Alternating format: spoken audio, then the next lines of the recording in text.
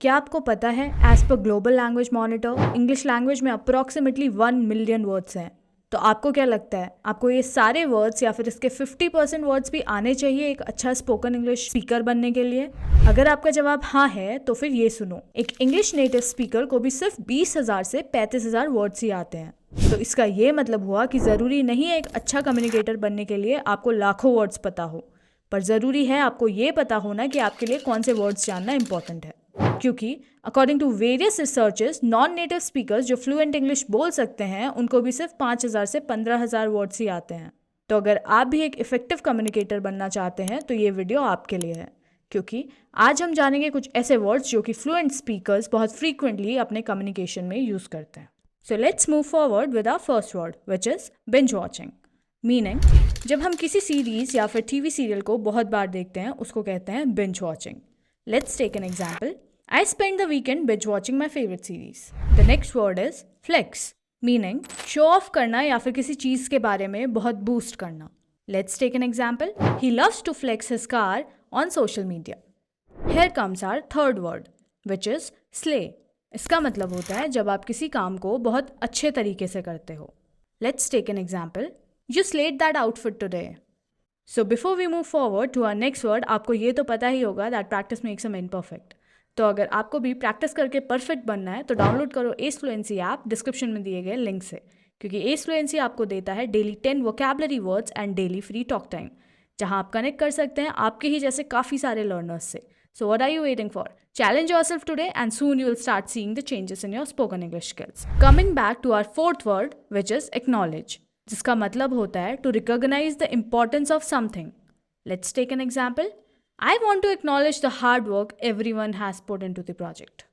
So our fifth word is FOMO, fear of missing out. Meaning, ये एक sense of anxiety है जब आपको लगता है कि आप कोई एक्साइटिंग या फिर इंटरेस्टिंग इवेंट मिस कर रहे हो। Let's take an example.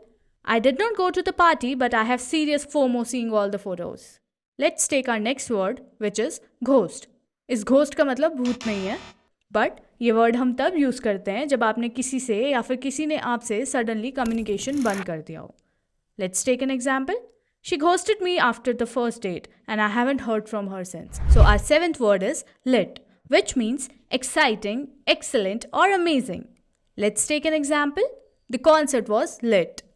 हमारा अगला वर्ड है क्लाउड, मीनिंग इन्फ्लुएंस या पार. स्पेशली क्लाउड को हम सोशल मीडिया कॉन्टेक्स्ट में यूज़ करते हैं. Let's take an example. He is only doing that for clout. So हमारा अगला वर्ड है simp, meaning कोई ऐसा पर्सन जो एक दूसरे पर्सन के लिए काफ़ी सारे एफर्ट्स डालता हो. For example, he is always buying her gifts. Such a simp. Here comes our 10th word which is low key, meaning secretly or quietly. Let's take an example. I am low key excited about the new season of my favorite show. Let's check out our 11th word which is consequences. Consequences होता है किसी भी action का result. Let's take an example. Every decision has a consequences, so think carefully before you act. So our 12th word is finfluencer.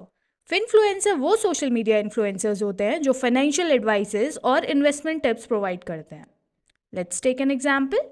Many young investors follow finfluencers for stock market insights and personal finance tips. Word number 13. Snag.